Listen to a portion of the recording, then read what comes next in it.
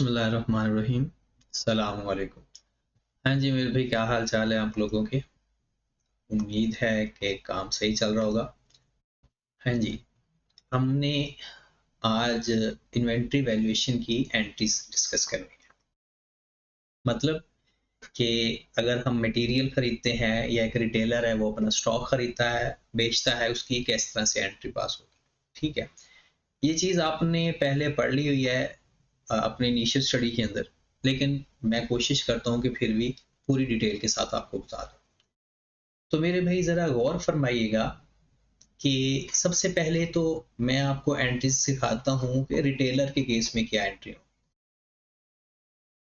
Retailer का मतलब क्या है पता है ना, कि एक शख्स बनी बनाई चीज़ खरीदता है और बेचता है, और मैन्युफैक्चरर उसके केस में भी आपको एंट्री सिखाऊंगा। और अभी ये सिर्फ इन्वेंट्री की एंट्रीज है, सिर्फ इन्वेंट्री की। जो मेन फर्क होगा दोनों एंट्रीज के अंदर वो आपने कंसीडर कर लेना, बाकी ऑलमोस्ट सेम एंट्रीज है। ठीक होगी बात? तो बिस्मिल्लाह करते हैं। सबसे पहले अगर आपके पास सपोज दैट ओपनिंग स्टॉक पड़ा हुआ है, और ये मैं सिर्फ परपेचुअल की एंट्री सिखा रहा हूं, अगर किसी को पीरियोडिक की एंट्री सीखनी है तो वो अपने जाकर लेक्चर सुन लेगा। मतलब उसमें सिंपल, जब हम इन्वेंट्री खरीदते हैं तो एंट्री पास होगी परचेज टू अकाउंट पेपर, लेकिन यहाँ पर ऐसा नहीं होगा।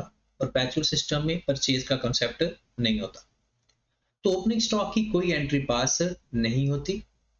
फिर जब भी आप स्टॉक खरीदोगे, बेचने के लिए बना बनाया स्टॉक खरीदोगे, मतलब परचेज ऑफ इन्वेंट्री, तो आप क्या एंट्री पास करो? तो एंट्री पास करोगे मेरे भाई इन्वेंट्री डेबिट, कैश या account payable credit. Inventory debit, cash या अकाउंट पेएबल क्रेडिट। इसमें परचेज नहीं लिखते होते, परचेज पीरियोडिक सिस्टम में आता है। जो भी अमाउंट, जिस अमाउंट से आप खरीदोगे उस अमाउंट से आप लिख दो। फिर उसके बाद अगर आप खरीदी हुई चीज वापस करोगे, परचेज रिटर्न, तो एंट्री उल्टी हो जाएगी। कैश या account payable debit, inventory credit. जाहिर सी बात है आपकी इन्वेंट्री वापस चलेगी तो आप इन्वेंट्री अपनी क्रेडिट कर दोगे। कैश ज्यादातर नहीं लिखा जाता, अकाउंट पेएबल ही लिखा जाता है, बट अगर क्वेश्चन के अंदर स्पेसिफाई कर दिया जाए तो फिर हम कैश लिखेंगे। फिर उसके बाद ऐसा होता है कि हम सेल करते हैं। सेल की दो एंट्रीज पास होती हैं, और फाइनेंशियल अकाउंटिंग में दो ही एंट्री पास होती हैं। यहाँ पर अगर आपको सेल की वैल्यू गिवन ना हो तो फिर सेल की एंट्री पास नहीं करते, दूसरी एंट्री पास करते हैं। मिसाल के तौर पर एक इसकी एंट्री पास होगी account receivable debit sales credit, suppose at 100 rupees, और उसकी जितनी कॉस्ट थी उसकी एक एंट्री पास होगी cost of sale debit inventory credit. इस अमाउंट से जितनी उसकी ओरिजिनल कॉस्ट थी।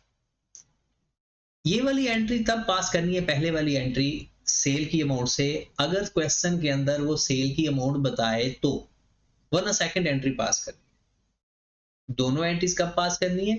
अगर सेल की वैल्यू गिवन हो सवाल के अंदर, और अगर सेल की वैल्यू गिवन नहीं है तो फिर सिर्फ दूसरी एंट्री पास कर। ओके होगी बात? फिर इसी तरह अगर सेल रिटर्न की बात हम करते हैं, सेल्स रिटर्न, तो उसकी एंट्री पास होगी पहले तो sales return debit to account receivable. फिर वही बात, अगर सेल की वैल्यू बताई हुई है तो ये एंट्री पास करनी है, वरना नहीं पास करनी। वरना जो ओरिजिनल एंट्री इसकी कॉस्ट अकाउंटिंग के अंदर होती है, inventory debit cost of cell credit, किस अमाउंट से? ओरिजिनल कॉस्ट से। ठीक होगी बात? अगर क्वेश्चन के अंदर कैरेज इन बताया, कैरेज इन का पता है ना, ट्रांसपोर्टेशन ऑफ परचेजेस, इन्वेंट्री खरीदने पे जो ट्रैवलिंग या ट्रांसपोर्ट कॉस्ट लगी है उसकी बात कर रहा हूं। तो इसकी एंट्री होगी इन्वेंट्री डेबिट कैश क्रेडिट। और अगर क्वेश्चन के अंदर आपको कैरेज आउट भी गिवन है,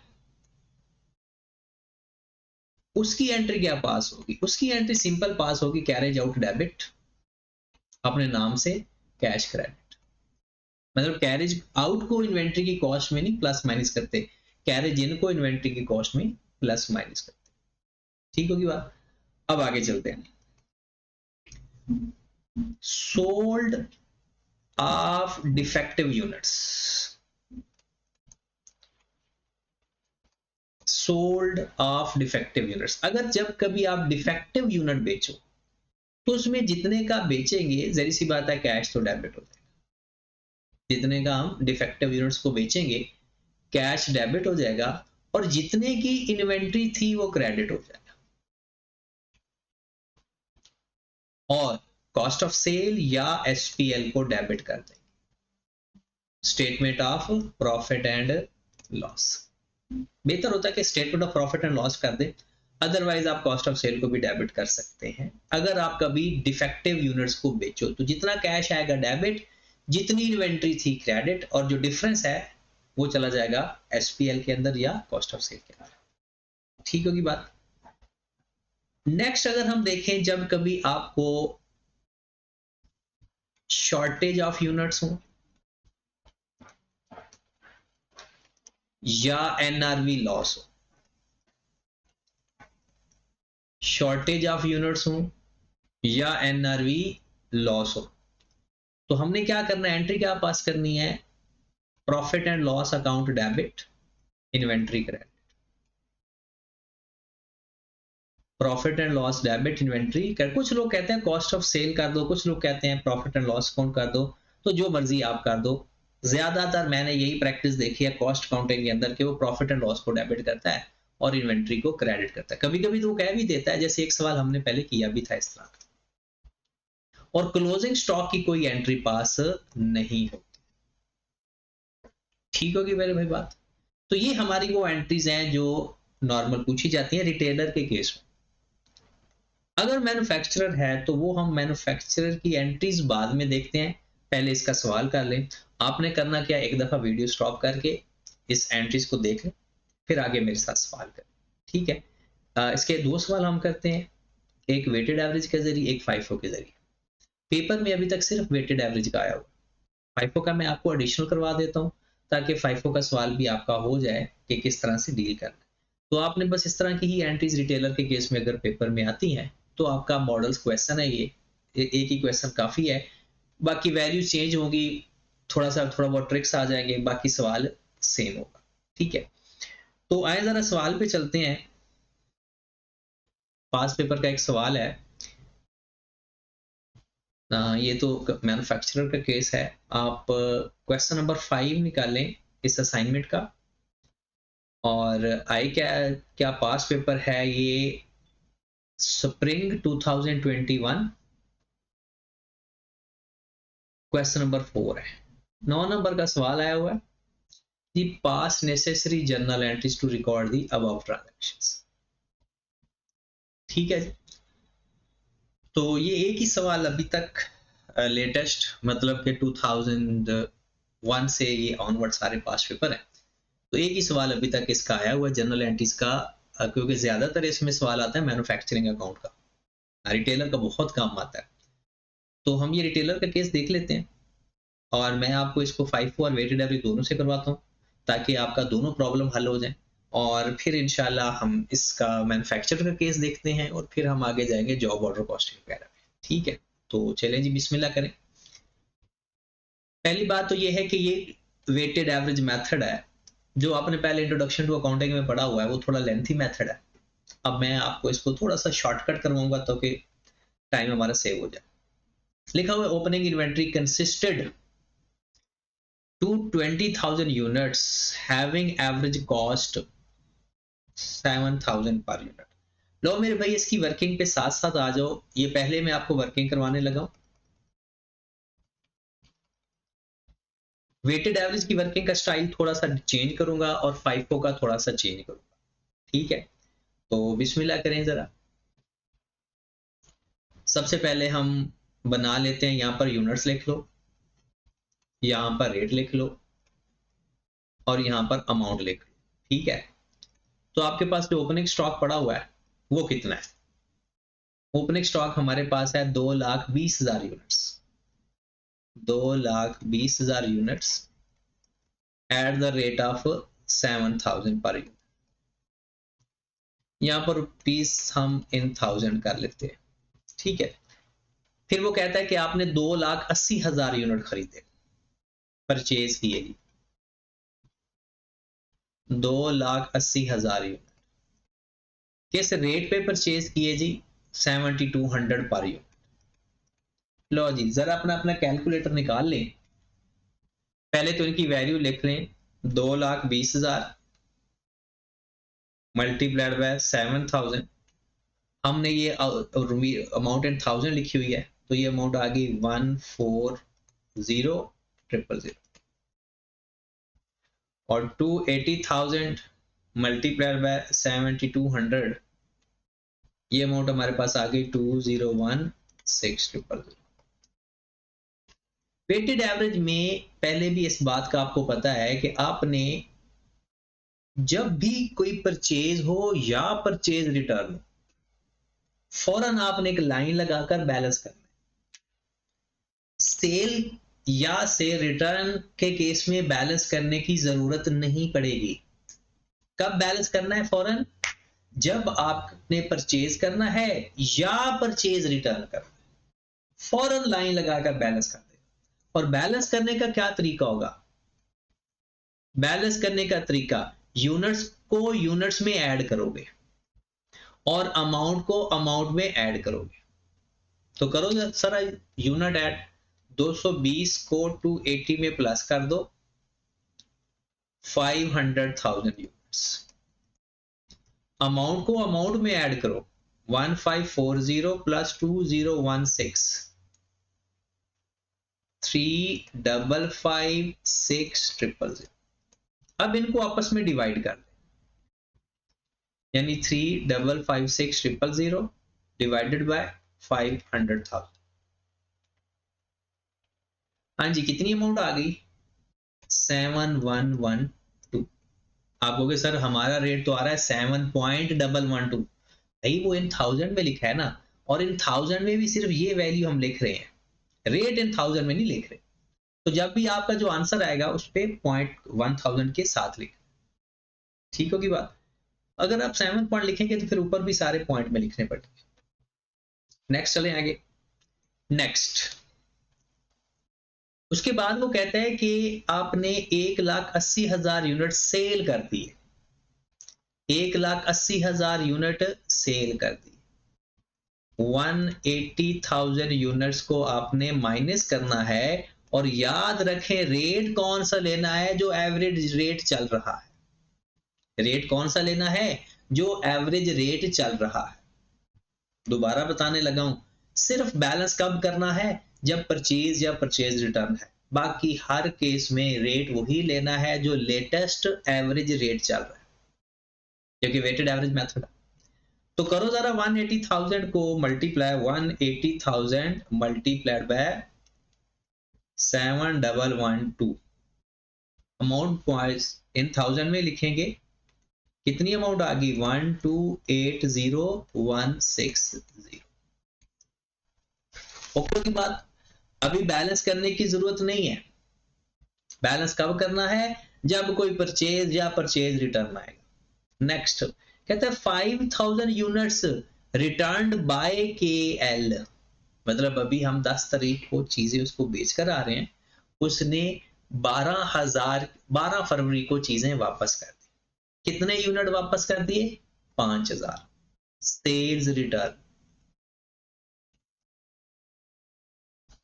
5000 माइनस कर देंगे, और किस रेट पे? 5112। चलें जी, मल्टीप्लाई करें जरा। 5000, सॉरी से रिटर्न माइनस नहीं करते, से रिटर्न प्लस करते हैं, क्योंकि स्टॉक तो हमारे पास आया है ना। से रिटर्न से स्टॉक हमारा रिटर्न इनवर्ड होती है, तो स्टॉक बढ़ गया। 5000 मल्टीप्लाइड बाय 7112 कितनी अमाउंट आ गई 35560। अभी भी हमने बैलेंस नहीं करना। बैलेंस कब करना है जब सेल रिटर्न या परचेज रिटर्न हो।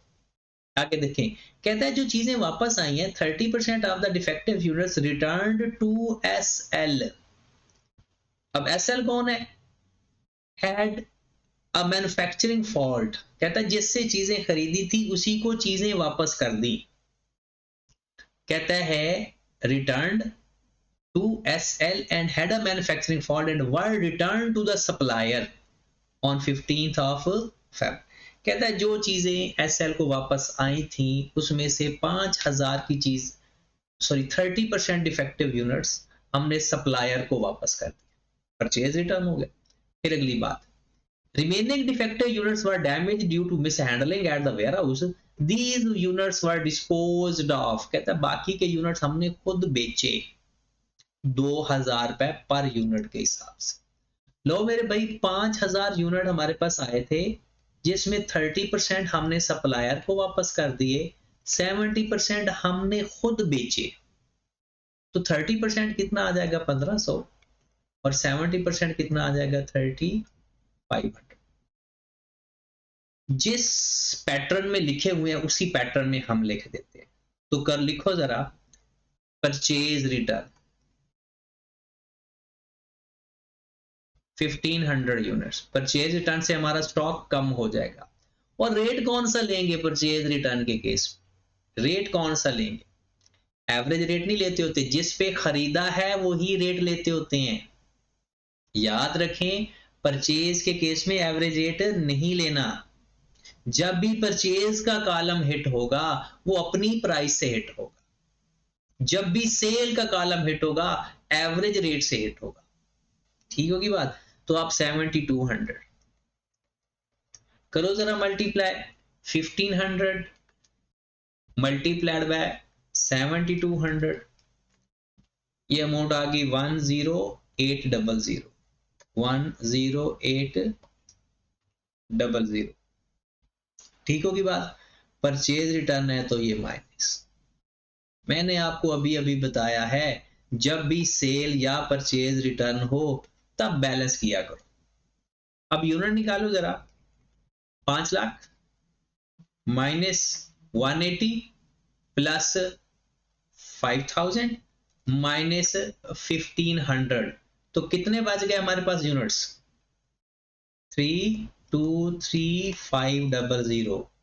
323500 अमाउंट कितनी बच गई? 355600 माइनस 1280160 प्लस 35560 माइनस 10800, तो अमाउंट कितनी बच गई? 2300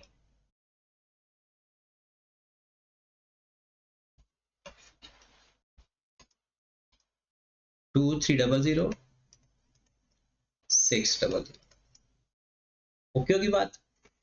नेक्स्ट वो कहता है कि हमने इसमें से कुछ यूनिट सेल कर दिए एट स्क्रैप। सेल कर दिए एट स्क्रैप कितने? 3500 यूनिट्स। कितने यूनिट स्क्रैप कर दिए? 3500।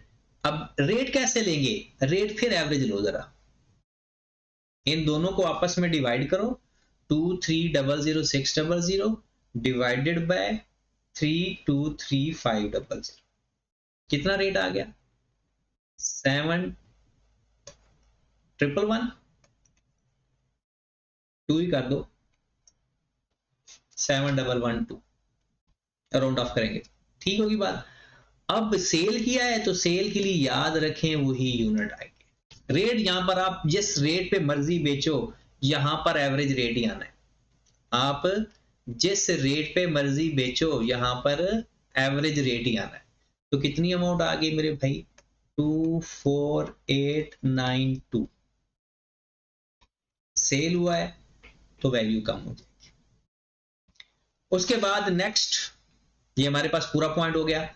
5000 units were sent to KL on 22 Feb in replacement of defective units. लो जी, जो 5000 उसने हमें यूनिट वापस किए थे ना, हमने दोबारा उसको 5000 यूनिट भेज दिए, रिप्लेसमेंट।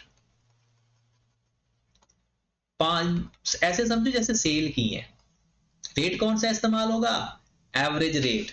तो करो जरा मल्टीप्लाई, 5000 मल्टीप्लाई बाय 7112, कितनी अमाउंट आ गई?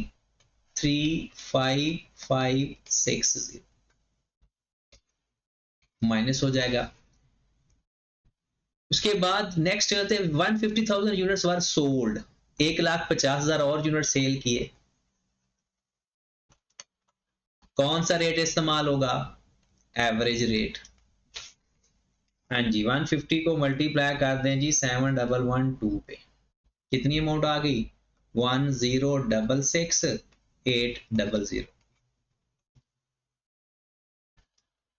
ओके की बात। नेक्स्ट कहता है 28 तारीख को ना हमने फिजिकली जाकर इन्वेंट्री चेक की, पता चला कि 4500 यूनिट्स ऑब्सलीट हो गए। जो यूनिट ऑब्सलीट होते हैं ना, हम उसको lower of cost and NRV पे लिखते हैं। जो यूनिट ऑब्सलीट होते हैं हम उनको lower of cost and NRV पे लिखते हैं। और कहते हैं 500 यूनिट वैसे ही नजर नहीं आ रहे, 500 यूनिट शॉर्ट हैं और 4500 यूनिट, उन 4500 यूनिट जो डैमेज हुए हुए हैं या ऑब्सलीट हुए हुए हैं, याद रखें ये हमारे एसिड की वैल्यू यानी नंबर ऑफ यूनिट्स को चेंज नहीं करते, क्योंकि यूनिट्स तो उतने ही हैं, बस डैमेज है। ये प्लस माइनस यूनिट्स में नहीं करते होते। अगर आपने करना भी है ना तो उसकी वैल्यू में से जाकर क्लोजिंग स्टॉक की वैल्यू में से माइनस कर देते, अदरवाइज स्टॉक को कुछ भी नहीं होता। और रेट भी कौन सा इस्तेमाल करते हैं? Average rate. तो आ जाए जरा, एक तो शॉर्टेज है, शॉर्ट 500 यूनिट, कौन सा रेट लेना है? Average rate. कौन सा रेट लेना है? Average rate. तो कितना आ जाएगा? 500 मल्टीप्लाइड बाय 7112, कितनी अमाउंट आ गई? 3556। फिर हमारे पास आ गया जनाब एनआरवी एडजस्टमेंट। याद रखें एनआरवी एडजस्टमेंट जब भी लेनी है सिर्फ वैल्यू में लेनी है, एनआरवी एडजस्टमेंट जब भी लेनी है सिर्फ एडजस्टमेंट में लेनी, ठीक होगी बात। तो आए जरा, आप लोगों के पास एवरेज रेट चल रहा है 7112, कौन सा रेट चल रहा है? 7112, लेकिन उसकी एनआरवी कितनी है? 6000। हमने किस पे लिखना होता है? Lower of cost and NRV. मतलब 7112 पे तो हम लिख रहे हैं, लिखना किस पे चाहिए? 6000 पे। मतलब आप जब भी अगर एनआरवी लॉस आ जाए तो आप सिर्फ डिफरेंस एडजस्ट कर दिया करो, पूरा करने की जरूरत नहीं है। मतलब 7112 पे तो चल रहा है रेट, लेकिन क्योंकि उसकी वैल्यू कम हो गई, और कितने यूनिट्स की कम हो गई? 4500 यूनिट। तो आप 4500 को मल्टीप्लाई कर दें 11112, मतलब एनआरवी लॉस से, तो कितनी वैल्यू आएगी? 5004। लो मेरे भाई, ये आपके पास नेट बैलेंस आ गया। यूनिट्स के हिसाब से देखें तो आपके पास यूनिट्स कितने बचे पड़े हैं? 323500 माइनस 3500 माइनस 5000 माइन प्लस, पर ये भी सेल है, माइनस 150,000 माइनस 500। एनआरवी यूनिट्स को नहीं छेड़ना, एनआरवी की वजह से यूनिट पे कोई फर्क नहीं पड़ता। वैल्यू पे आ जाए, 23000600 minus 24892 minus 35560 minus 1066 minus 3556 minus 5004। Calculation में कोई इशू आ सकता है तो वो खुद बार दोबारा करके चेक कर लिया करें, ठीक होगी बात। और अगर आपने रेट निकालना है तो इसको यूनिट्स पे डिवाइड कर दो, आपके पास रेट आ जाएगा 7081। ठीक होगी बात। चलें जी, अब हमारे पास ये तो हमारे पास अगर वो क्लोजिंग स्टॉक कहता है ना, तो ये एवरेज मेथड के साथ क्लोजिंग स्टॉक है और ये यूनिट्स है, लेकिन उससे हमसे तो जनरल एंट्री पूछी है। अब जरा जनरल एंट्री में आपको पास करवा देता हूं, अगर आपने ये काम कर लिया है ना, तो आओ जरा जनरल एंट्री बहुत आसान है। देखें, ये इस अमाउंट से परचेज की एंट्री, इस अमाउंट से कॉस्ट ऑफ सेल की एंट्री, फिर सेल रिटर्न, फिर परचेज रिटर्न की एंट्री, फिर स्क्रैप सेल की एंट्री, फिर रिप्लेसमेंट की एंट्री, फिर सेल की एंट्री, फिर शॉर्टेज और एनआरवी लॉस की एंट्री। ये जितनी भी अमाउंट आपके इस कॉलम में आ रही है ना, हर एक अमाउंट की एंट्री पास होगी, बात खत्म। तो करें जरा एंट्रीज पास। मैं इसको इसी फॉर्मेट साथ ही लिख देता हूं ताकि ना आपके पास ही रहे ये।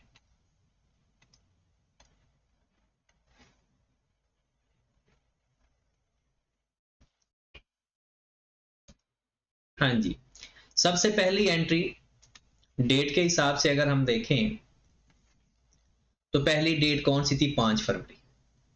जनरल एंट्री का फॉर्मेट वही पुराना है जब आपने इंट्रोडक्शन टू अकाउंटिंग में पढ़ा हुआ है। डेट लिखना, डिस्क्रिप्शन या particular, debit, credit, rupees in 1000। ठीक होगी बात। तो सबसे पहले 5 फरवरी की एंट्री, 5 फरवरी और 2021 हमने परचेज किया, तो इन्वेंट्री डेबिट। कुछ नहीं बताया हुआ कि आपने उधार पे खरीदा है या आपने, तो आप चाहे कैश लिख दो चाहे अकाउंट पेएबल लिख दो। अमाउंट कौन सी आएगी, ये वाली 201600, 201600। ये 1000 ना पहले भी लिखा हुआ है ऊपर, ये वही वाला है। ये पहली एंट्री हमारी होगी पास। फिर हमने सेल किया, तो सेल करने की एंट्री, डेट कौन सी है सेल करने की, 10 फरवरी, 10/2/2021। सेल की अमाउंट नहीं गिवन, तो सिर्फ दूसरी एंट्री। सेल की अमाउंट गिवन होगी तो दो एंट्रीज, एक डेटर टू सेल और एक cost of sale to inventory. अब उसने सेल की अमाउंट नहीं गिवन, सिर्फ यूनिट बताए हुए हैं, तो हम भी सिर्फ यूनिट वाली एंट्री पास कर देंगे। Cost of sale debit, inventory credit, ये दूसरी एंट्री पास कर दी मैंने। कितनी अमाउंट से, 1280, 1280,160, 1280,160। फिर उसके बाद से रिटर्न की एंट्री, से रिटर्न की क्या हम एंट्री पास करेंगे, और डेट कौन सी है, 12 तारीख, 12/2/2021। Inventory debit, cost of cell credit. अच्छा, अगर इसमें सेल की वैल्यू बताई होती ना, तो इसमें भी दो एंट्रीज होती, 35560। फिर 15 तारीख को हमने क्या किया कि जो चीजें ये वापस हमें मिली थी, इनमें से 30% चीजें सप्लायर को वापस कर दी, मतलब परचेज रिटर्न। तो परचेज रिटर्न की एंट्री क्या पास होगी यहां पे, अकाउंट पेएबल टू इन्वेंट्री। कितनी अमाउंट से, 10800। फिर उसके बाद हमने जो स्क्रैप के तौर पर बाकी चीजें सेल कर दी, उसकी डेट क्या है, 20 फरवरी। 20 फरवरी को हमने जो डिफेक्टिव यूनिट्स पड़े थे ना, उसको 2000 पर यूनिट के हिसाब से बेच दिया। 3500 यूनिट, 3500 यूनिट्स 2000 के हिसाब से बेच दिया, तो 7000 में बेच दिए, तो कैश डेबिट 7000 से, कैश डेबिट। लेकिन इन्वेंट्री की कीमत क्या थी, इन्वेंट्री तो हमारे पास थी 24,892 की, 24,892 की। जो डिफरेंस है वो हम प्रॉफिट एंड लॉस अकाउंट को चार्ज करते हैं।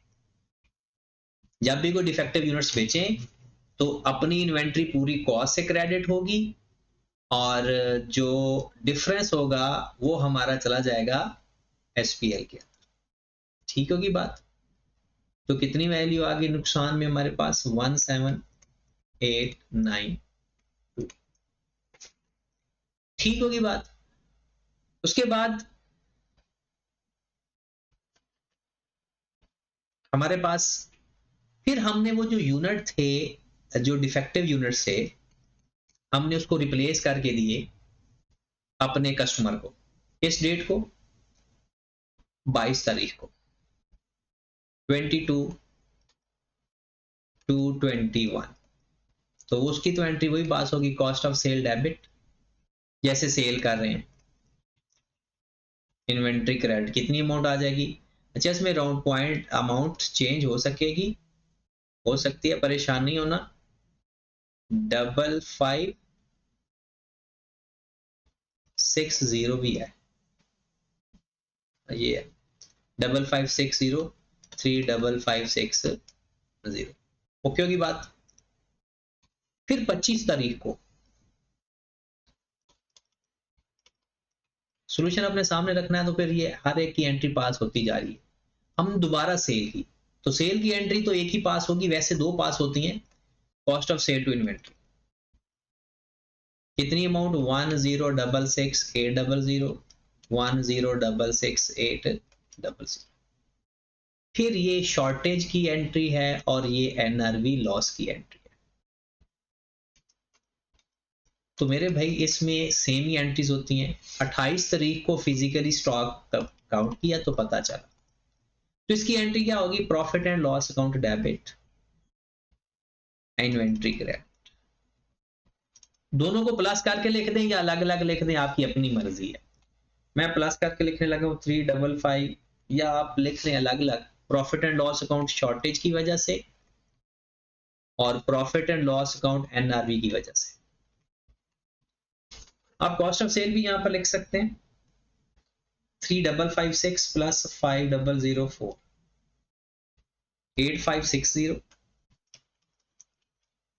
और ये हमारे पास आ गया 3556 और 500। लो मेरे भाई, एंट्रीज आपकी पूरी हो। याद रखें वैल्यूज आगे पीछे हो सकती हैं राउंड ऑफ की वजह से, तरीकाकार यही है आपका। समझ लगी? ये बहुत आसान सवाल होता है, अगर आ जाए। आता बड़ी मुद्दतों बाद है, लेकिन अगर आ जाए तो ये बहुत आसान क्वेश्चन होता है। ठीक होगी बात। अब अगर मैं यही क्वेश्चन अगर आपसे ये कहूं कि FIFO से करें, तो एंट्री पे कोई फर्क नहीं पड़ना, अमाउंट चेंज हो जाएंगी और ये स्केड्यूल चेंज हो जाएगा। ये जो आपने स्केड्यूल बनाया है ना सारा, उसकी बस ये वैल्यू जो आएंगे ना, ये चेंज हो जाएंगे, जिसकी वजह से हमारी एंट्रीज की वैल्यू चेंज होगी, entry same as it is वही हो। तो अभी तक जितने भी सवाल आए हैं ना एंट्रीज के, वेटेड एवरेज के हैं, FIFO का अभी तक नहीं आया। बट अगर FIFO का अगर सवाल आ जाता है, तो मैंने एक छोटा सा सब, क्योंकि इस पर टाइम लग जाएगा हमारा, मैं कहता हूं कि एक छोटा सा सवाल अज्यूम करके ना मैं आपको बता देता हूं कि आपने उसकी वर्किंग कैसे करनी है। ठीक है, ताकि ना आपको पता भी चल जाए, प्रेशर भी खत्म हो जाए। सपोज दैट हमारे पास ओपनिंग स्टॉक पड़ा हुआ है 10 unit at the rate of 10 each, या 100 यूनिट कर लें, ये ओपनिंग स्टॉक है।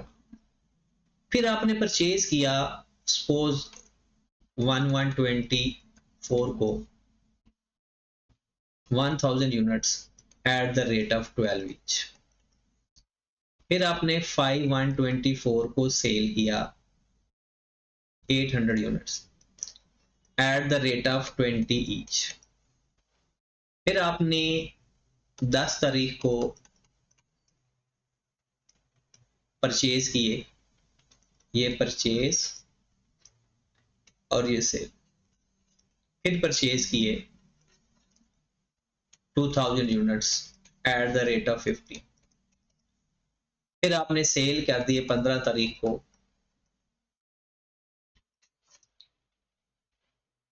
1500 units at the rate of 20। ऐसे सवाल चलता जाएगा। इसमें भी शॉर्टेज आ सकती है, इसमें भी सेल रिटर्न, परचेज रिटर्न, सब कुछ हो सकता है। लेकिन तरीकाकार क्या होता है? First in first out. तरीकाकार क्या होता है? First in first out. तो अगर आपने इसका कॉलम बनाने हैं, तो इसमें आपको एक कॉलम की छूट हो सकती है, बाकी आपको 2 कॉलम बनाने पड़ेंगे। बल्कि मैं इसको नीचे आपको कर देता हूं।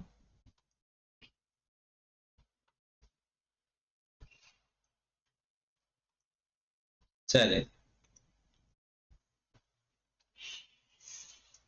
एक आप कॉलम परचेज और बैलेंस का इकट्ठा चाहे बना लें, और एक तो आपको ना सेल का कॉलम बनेगा और एक बनेगा टोटल बैलेंस का। अब ऐसा कर सकते हैं कि एक कॉलम की छूट है आपको, वो है परचेज का कॉलम। इसमें करना क्या है कि आपके पास दो कॉलम बनेंगे, और वही बनेंगे किस तरह से, यहां पर आप लिखोगे रेट, यूनिट, रेट और अमाउंट, और यहां पर यूनिट, रेट और अमाउंट। पहले तो ओपनिंग स्टॉक आपके पास 100 यूनिट है, 10 रुपए के हिसाब से 1000। फिर आपने यूनिट खरीद लिए, 1000 यूनिट खरीद लिया 12 रुपए के हिसाब से, 12 ठीक होगी बात। फिर आपने सेल किया, कितने यूनिट सेल किए, 800। अब 800 यूनिट आपने सेल किए फर्स्ट इन फर्स्ट आउट। पहले तो हम क्या करते थे, यूनिट और अमाउंट ऐड कर लेते थे, फिर उनको आपस में डिवाइड करके रेट निकाला। फाइफो मेथड में कभी भी आपने इनको इकट्ठा नहीं करना, सारे रेट अलग अलग रखने। आपने 800 यूनिट बेचा ना, तो 800 यूनिट कैसे बेचा होगा, first in first out. 100 unit 10 रुपए वाला, और 700 यूनिट 12 रुपए वाला। इसमें सेल की वैल्यू नहीं आनी कभी, सेल की वैल्यू कभी नहीं आएगी। इसके अंदर हमेशा कॉस्ट आती है, या एवरेज कॉस्ट आती है या सेपरेट कॉस्ट। तो ये हमारे पास आ गया 1000, और ये आ गया 84। ओके होगी बात।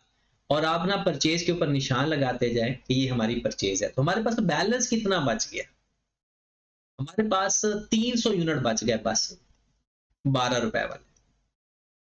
300 यूनिट बच गए 12 रुपए। फिर हमारा काम क्या हुआ, नेक्स्ट फिर हमारे पास फिर दोबारा परचेज हुई। कितनी परचेज हुई, 2000 यूनिट। और हमने फिर वही बात, 15 रुपए के हिसाब से 30,000। लेकिन इनको इकट्ठा नहीं करना। परचेज के साथ मैं निशान लगाता हूं, क्योंकि एंट्री तो परचेज की होती है, बैलेंस की नहीं होती। ये हमारी वर्किंग है, क्योंकि आपको फॉर्मेट कभी भी बनाना नहीं आएगा। अब हमारे पास हमने यूनिट सेल किए, ये सारी, ये एक सेल खत्म होगी हमारी। फिर हमने यूनिट सेल किए कितने, 1500। कैसे ये सेल किए होंगे, 312 रुपए वाले सेल किए होंगे, फर्स्ट इन फर्स्ट आउट। और 2000 यूनिट हमने सेल किए होंगे, सॉरी 1200 यूनिट हमने सेल किए होंगे 15 रुपए वाले। ये कितना आ जाएगा, 1200 को 15 से मल्टीप्लाई कर दें, 18,000। और हमारे पास यूनिट्स कितने बचे गए होंगे, 800, 15 रुपए वाले। 800 को मल्टीप्लाई कर देंगे 15 से, मेरे पास आ जाएगा 12। ये हमारा क्लोजिंग स्टॉक है। इसी तरह अगर सेल रिटर्न या परचेज रिटर्न होगा, वो हम साथ साथ वैसे एडजस्ट करते जाएंगे। अब आपने जो परचेज है, तो परचेज की एंट्री क्या पास करनी है, परचेज की एंट्री पास करनी है वही इन्वेंट्री डेबिट, अकाउंट पेएबल या कैश क्रेडिट 12,000 से, ये एंट्री पास होगी। फिर आपने सेल किया। अब इसमें आप चाहो तो दो एंट्री पास कर सकते हो सेल, क्योंकि इसमें सेल की वैल्यू भी बताई हुई है और कॉस्ट ऑफ सेल की वैल्यू भी बताई हुई है। ये नीचे कॉस्ट ऑफ सेल है, ऊपर सेल की वैल्यू। तो हम क्या करेंगे, सेल की एंट्री होगी अकाउंट रिसीवेबल टू सेल 16,000 से। कैसे 16,000 आया, 800 को 20 से मल्टीप्लाई कर दिया। और इसकी कॉस्ट क्या थी, उसकी एंट्री पास होगी cost of sale debit inventory credit. वो कहां से पता चलेगा, ये अमाउंट, ये कॉस्ट ऑफ सेल ही तो है, 9400, 1000 प्लस 8400, 9400। बात समझ रहे हो।